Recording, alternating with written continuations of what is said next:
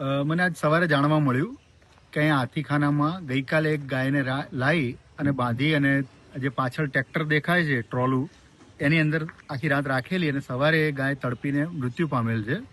જેથી મેં આ બાબતે જવાબદારો સામે એનિમલ ક્રુએલ્ટી એક્ટ અને BNSની કલમ 325 નીચે કાર્યવાહી કરવા માટે લેખિતમાં પોલીસમાં ફરિયાદ આપેલી છે અને પોલીસે એ બાબતે આગળની કાર્યવાહી કરવા તજવીજ ધરી રહી છે.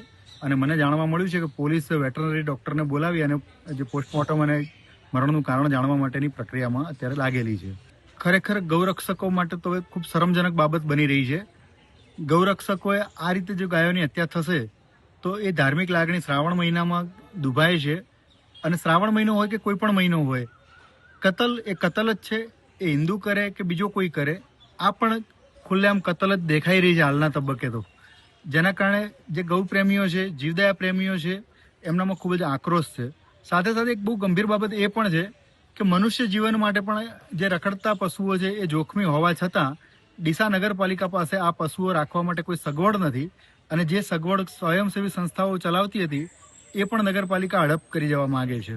નગરપાલિકા સામે વિરોધમાં તો દરેક વ્યક્તિ પોતાના મનથી અંદરથી ખૂબ જ આક્રોશિત છે અને એના નગરપાલિકાની સામે વિરોધમાં બીજું કંઈ કરવાનું ના આવે, પરંતુ નગરપાલિકાના જવાબદારોની સામે જે ફોજદારી ફરિયાદ થાય એમાં ઇન્વેસ્ટિગેશનમાં જે પણ જવાબદાર હોય એ તમામની સામે કાયદેસર કાર્યવાહી થાય.